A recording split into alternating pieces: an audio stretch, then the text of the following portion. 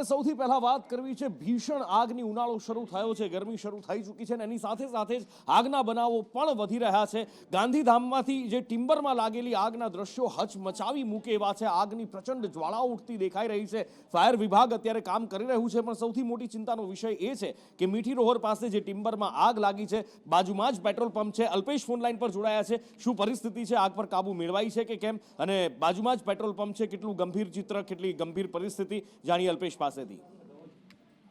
Nupur Gandhidham Bhachau highway પર ટિમ્બરમાં આગ લાગવાની ઘટના બની છે। લાકડાના બેન્સામાં અચાનક જ આગ ભભૂકી ઉઠી હતી। જો કે કયા કારણોસર આગ લાગી છે તે અંગે હજુ સુધી કોઈ ચોક્કસ કારણ સામે આવ્યું નથી, પરંતુ સૌથી મોટો ચિંતાનો વિષય એ છે કે બાજુમાં જ પેટ્રોલ પંપ આવેલો છે, જેના કારણે એક ડરનો માહોલ પણ ઉભો થયો છે।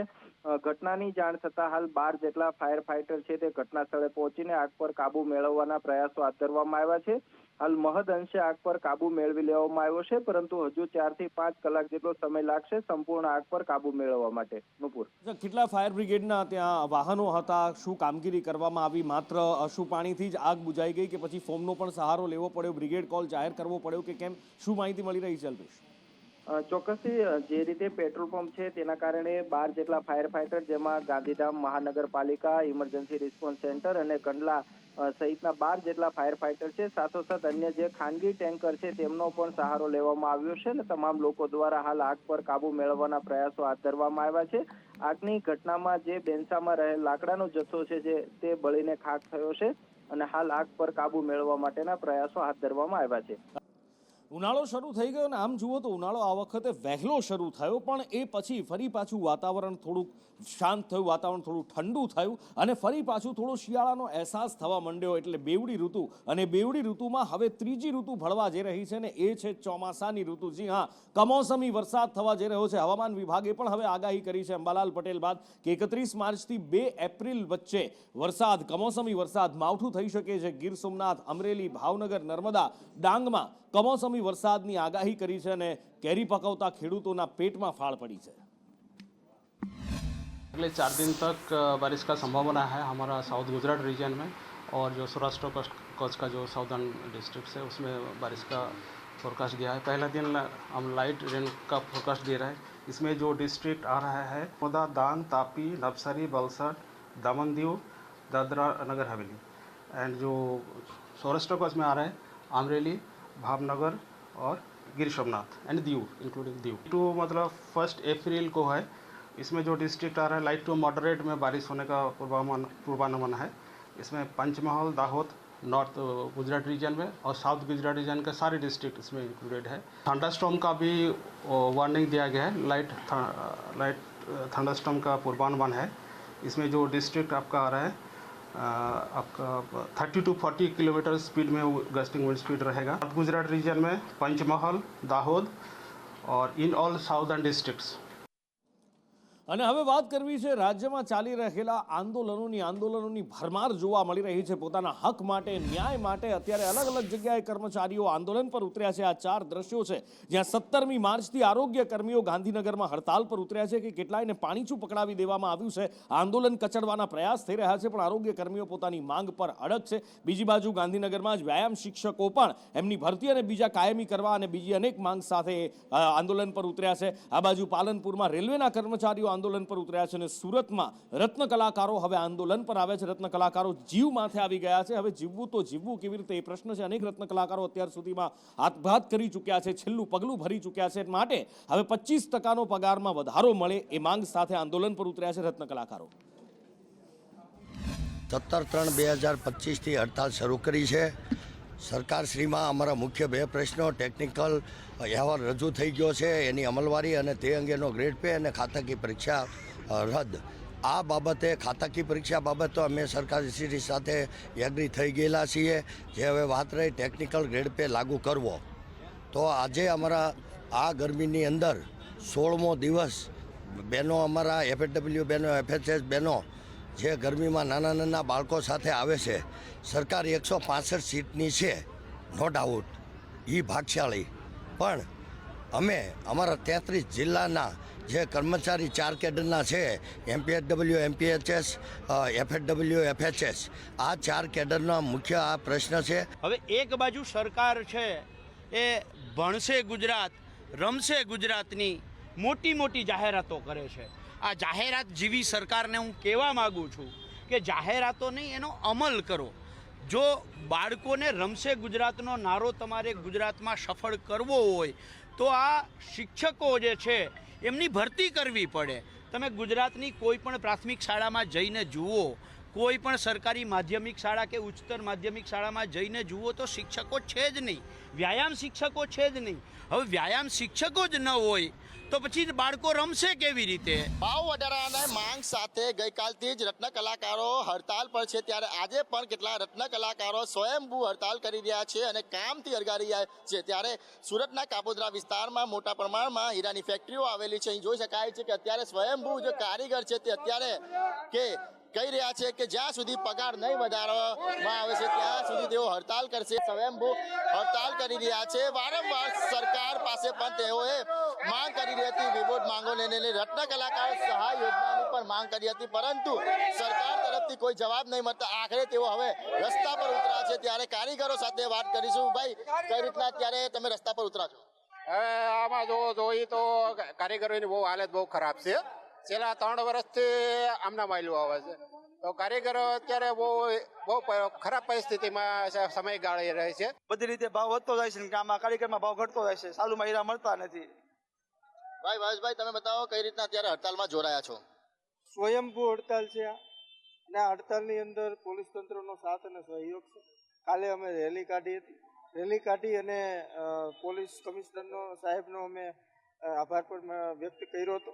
આજે તમારા માધ્યમથી રત્ન કલાકારો અને પોલીસ તંત્રને પણ કહેવા માંગુ છું કે જે જગ્યાએ હડતાલ પડતી તમને જણાય છે અને રત્ન કલાકારો જ્યારે રોડ ઉપર આવતા જણાય છે ત્યારે પોલીસ તંત્રએ એની સાથે ઊભું રહેવું. અમારે અત્યારે રત્ન કલાકારો બહુ જ હેરાન થાય છે. રત્ન કલાકારો એટલી રીતે દુઃખી થાય છે કે કોઈ એની વાત જ પૂછવામાં. અત્યારે એને ભાવ વધે ને તો સરકાર કંઈક લાભ દે ને કંઈક આ ભાવ સેટિયા વધારે ભાવ તો સારું પડે.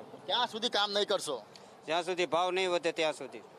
બિલકુલ જોઈ શકાય છે કે મોટી સંખ્યામાં અત્યારે રત્ન કલાકારો છે તે કાપોદ્રા વિસ્તારમાં રસ્તા પર ઉતરી ગયા છે અને એક જ માંગ કરી રહ્યા છે કે તેમના 20 થી 25% પગાર વધારાની માંગ કરવામાં આવે. સાથે જ જે સરકાર પાસે સહાયની માંગ કરવામાં આવી છે, કારણ કે હીરામાં મંદીના કારણે કેટલાક રત્ન કલાકારો બેકાર બન્યા છે, જેના લઈને પોતાનું ઘર ચલાવવું પણ મુશ્કેલ પડી રહ્યું છે. તે આવા રત્ન કલાકારોનો સર્વે કરવામાં આવે અને તેમની શિક્ષણ ફીથી લઈને તેમને જે કહેવાય કે રત્ન કલાકાર સહાય યોજના બનાવવામાં આવે અને તેમને સહાય કરવામાં આવે તેવી માંગ કરવામાં આવી રહી છે. અને અત્યારે રત્ન કલાકારો આ રીતના હડતાલ પર ઉતરીને રસ્તા પર ઉતરી ગયા છે.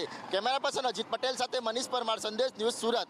અને આ બાજુ અમદાવાદમાં એક આગ લાગી અને એ આગ ચર્ચાનો વિષય બની છે, કારણ કે આગ લાગી છે એ વાહનોમાં જેમાં પોલીસે ડિટેન કરેલા વાહનો હતા અને વાહનો બળીને ખાખ થઈ ગયા છે ને 1, 2, 5, 10, 15, 20 નહીં 34-35 વાહનો બળીને ખાખ થઈ ગયા છે. અને એક સાથે આટલા બધા વાહનો 34 ટુ વ્હીલર બળીને ખાખ થઈ જતા સવાલ ઉઠી રહ્યો છે કે આ આગ લાગી છે કે પછી લગાડવામાં આવી છે. સીસીટીવી ફૂટેજ સામે આવ્યા છે, તપાસની વાતો થઈ રહી છે, પણ સવાલ એ છે કે શું સત્ય સામે આવશે? અને સવાલ એ પણ છે કે આ પુલની નીચે વાહનો મૂકવાની પરવાનગી કોણે આપી? શું અહીંયા વાહનો મૂકવા માટે એ પાર્કિંગનો સ્લોટ અલોટ થયેલો છે કે પછી અહીંયા પણ ગેરકાયદેસર રીતે આ વાહનો અહીંયા મૂકવામાં આવ્યા હતા? પોલીસ દ્વારા ઘણા બધા સવાલો છે જેના જવાબ મળવાની આશા ખૂબ ધૂંધળી છે.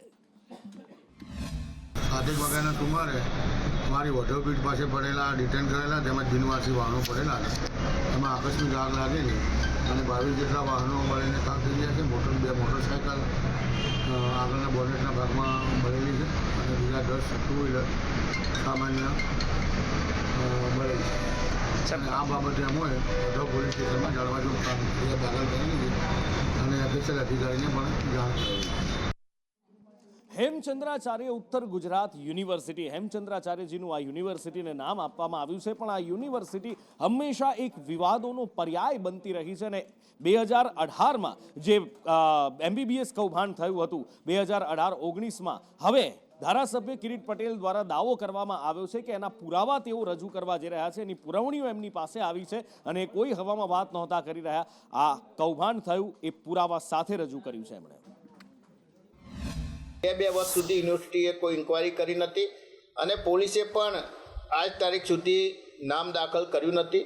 પોલીસ જાણે છે, એવું નથી કે પોલીસ PI કે XP જાણતા નથી કે આમાં વરાનું નામ નથી.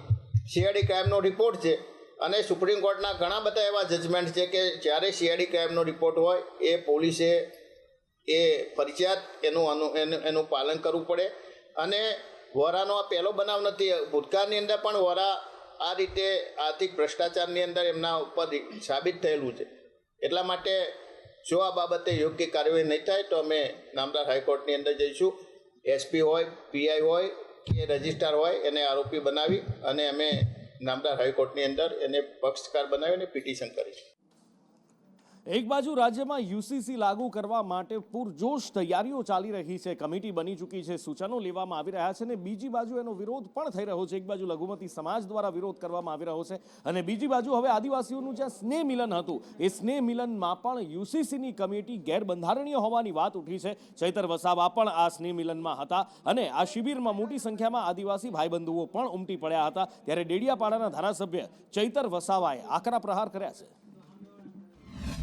ભિલોડા તાલુકાના ધંધાસણ મુકામે રાજસ્થાન ગુજરાતના આદિવાસી ચિંતન શિબિર યોજાઈ રહી છે, જેની અંદર ડેડિયાપાડાના ધારાસભ્ય ચૈતર વસાવા ઉપસ્થિત છે.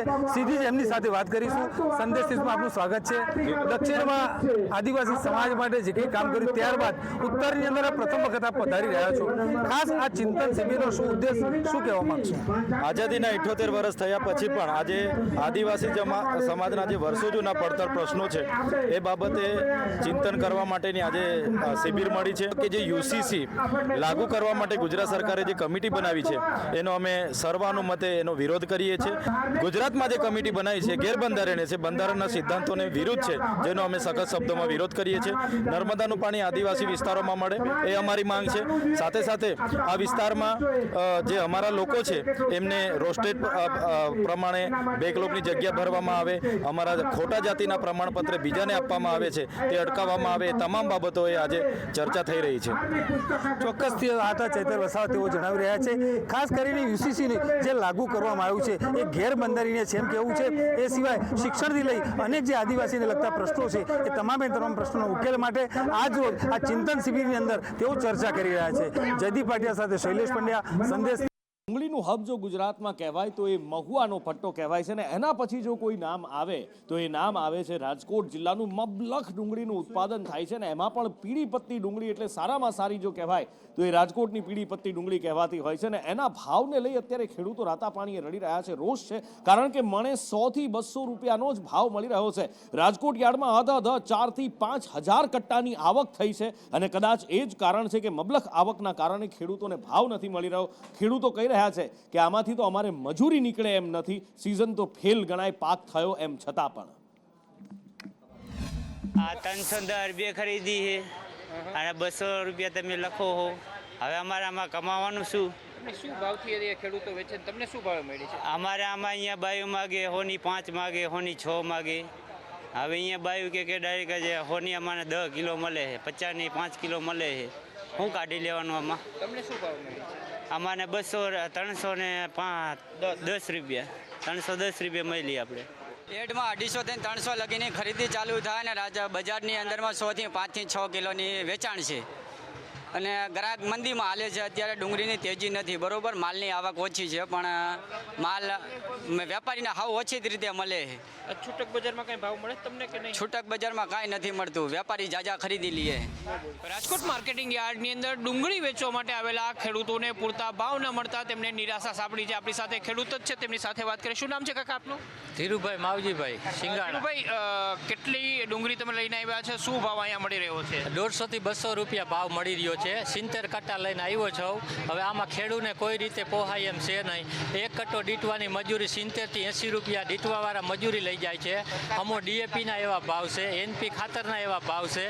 ખેડૂને કોઈ રીતે આ ભાવ પોહાય એમ જ નથી. જો સરકાર બહાર નિકાસ કાંઈક આપે અને કાંઈક ભાવ વધારે તો ખેડૂ નભી હગે એમ છે અને ખેડૂ નભી હગે એમ જ નથી. ઊંચામાં ઊંચા 250 રૂપિયા ખેડૂને મળે છે, બાકી તો 100 ને 150 રૂપિયામાં જ મણ જાય છે.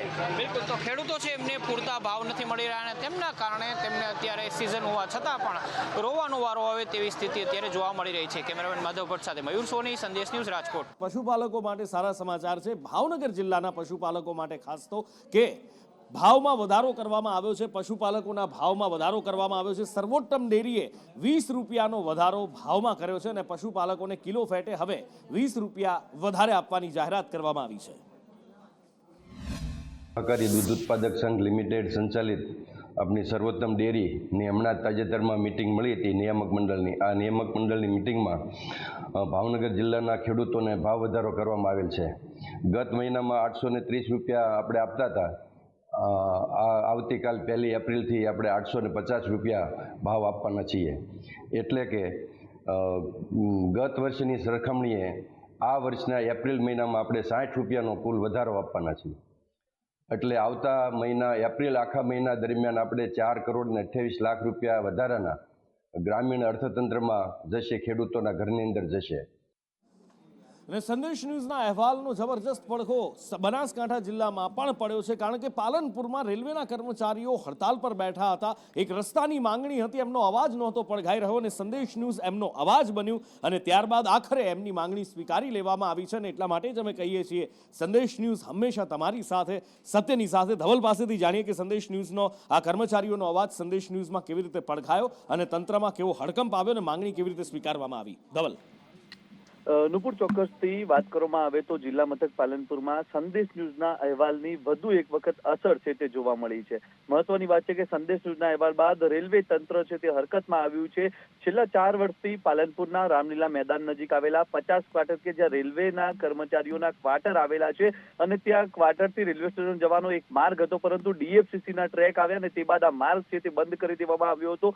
છેલ્લા 4 વર્ષથી આ રેલવે ક્વાર્ટરના લોકો છે તે માંગ કરી રહ્યા હતા કે આ માર્ગ છે તે શરૂ કરવામાં આવે, પરંતુ તેમની માંગ છે તે કોઈ સાંભળી નતું રહ્યું અને તેને લઈને જે રેલવેના કર્મચારીઓ છે તેમના જે રેલવે કર્મચારીઓ દ્વારા જે આંદોલનની ચીમકી ઉચ્ચારાઈ હતી ને આજથી ભૂખ હડતાલની શરૂઆત કરાઈ હતી. જે પ્રકારે આ ભૂખ હડતાલની શરૂઆત થઈને તેને લઈને સંદેશ ન્યૂઝ દ્વારા જે રેલવે કર્મચારીઓની માંગને લઈને અહેવાલ પ્રસારિત કરાયો ને ટૂંકા ગાળામાં જ રેલવે તંત્ર છે તે રેલવે તંત્રએ આ જે કર્મચારીઓ છે તેમની માંગ સ્વીકારી લીધી છે. લેખિતમાં આ માર્ગ છે તે શરૂ કરવાની બાહેધરી આપી દીધી છે. થોડા દિવસોમાં આ માર્ગ છે તેનું નવીનીકરણ કરવામાં આવશે ને તે બાદ આ માર્ગ છે તે શરૂ કરવાની જે પ્રકારે બાહેધરી આપી છે અને તેને જ લઈને અત્યારે તો રેલવે વિભાગના જે કર્મચારીઓ છે તેમનામાં ખુશી પ્રસરી જવા પામી છે. છેલ્લા 4 વર્ષથી તેમની જે માંગ છે તે સંતોષાતી નથી, પરંતુ સંદેશ ન્યૂઝના અહેવાલ બાદ તેમની માંગ સ્વીકારાતા અત્યારે તો લોકો છે તે લોકોમાં ખુશી જોવા મળી રહી છે. નુપુર.